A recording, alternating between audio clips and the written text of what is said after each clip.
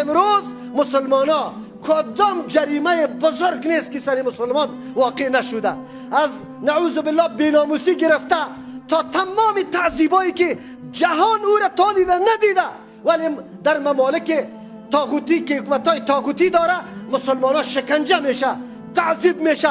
کفار انواع شکنجه ها را کرده.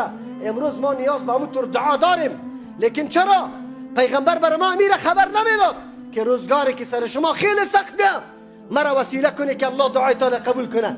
لیکن این بدبختای علمایی که حق پرست نیست، فقط شکم پرست است، روزگاری خود امامت برای خود کسب جور کرده، به خاطر ازی که مردم از ما خوش شوه خود مذهبی اعلان میکنه و مردم دعوت به شرک میده.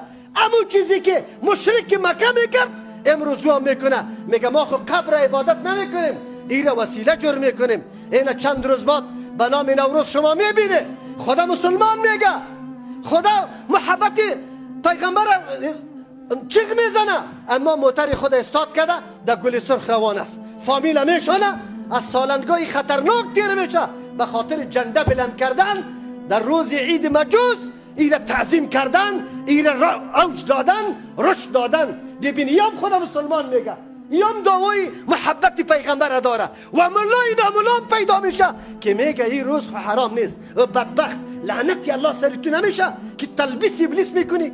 ها؟ چرا تلبیس ابلیس؟ این روز حرام نیست، روزا حرام نمیشه، روزا زمانه است، الله پیدا کرده. این روز تجلیل کردن، این روز بزرگ دانستن، این روز عظمت بخشیدن که دمی روز تو بیرق بالا در سر قبر میکنی. یک بدعت خو یک تعظیم روز عید مجوس میکنی دیگه، سر قبر بیرق بالا میکنی دیگه، سفرا میکنی بر دیگه. پیغمبر سری تور مردم لعنت فرستاده، لعنت فرستاده. اگر قبر پیغمبر کسی عید جور کنه، میلجا جور کنه، برش بروه، پیغمبر لعنت فرستاده. لعن الله اليهود و النصارى اتخذوا قبور انبیائهم مساجد سجدگاه جور کرد. تو ملا چطور دعوت میدی؟ با یک فتوای غلطی تو مردم امو کار انجام میده. انشالله جای جهنم است. ابلیس بلعمی با عرا جور شده ای به خاطر که تو باز به خاطر که موتر بر داده شبکه مجوز، چوچای مجوز، کسی که دین آبایی خدا تعظیم میکنه علیه اسلام مسلمان است یا کافر؟ کافر است. کسی که دین آبا و اجداد خدا سر نظام اسلام و دین اسلام ترجیح میده، عنعنات و رسومات از او را عملی میکنه و مکمل در اسلام داخل نیست، بلکه او از اسلام خارج است. خود تو ملا برش عورتش پټ کرده ای فتوا داده رایستی. انشالله خاتمیت به حالت خراب است، در خباست میموری. نکو پشت پول نرو، پشت موتر نرو، دین تماکن میگی پیش الله قدر و عزت پیدا کو. درست تو پاچای کلی دنیا شوی چی برات حاصل است؟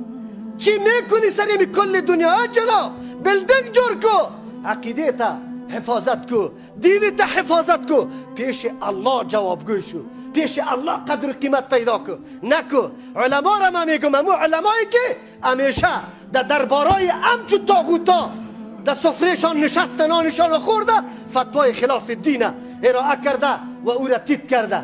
دیگه شبیبی یک تا ملای دیگهش ورقه در دست میگیره به مردم میگه مردم یایت در مورد یهود و نصارا آمده، ایره بیبی ایره در مسلمان تطبیق کرده. لعنتی الله سری تو نمیشه. آیت های قرآن کریم اکثریتش برای یهود و نصاراست، تویش داخل نیستی.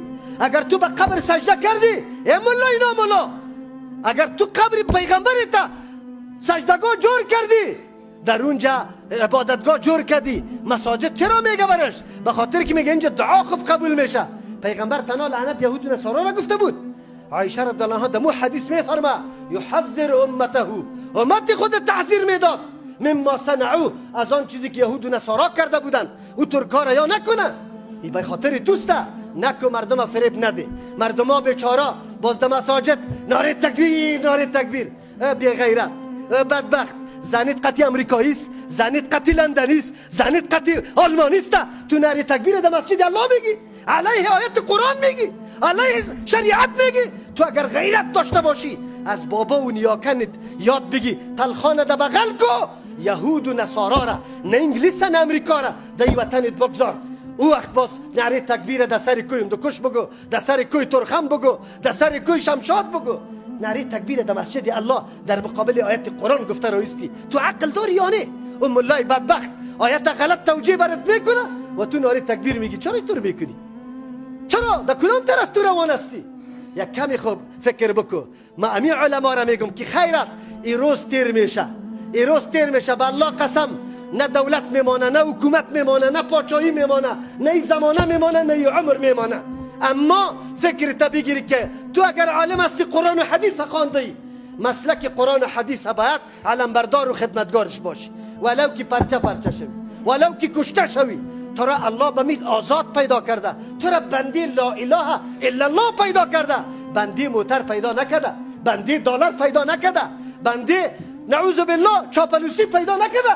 تو بندی لا اله الا الله استی. حق بگو، مردم بفهمن، ملت ما آگاه شوه، بفهمه که چطور گپ است.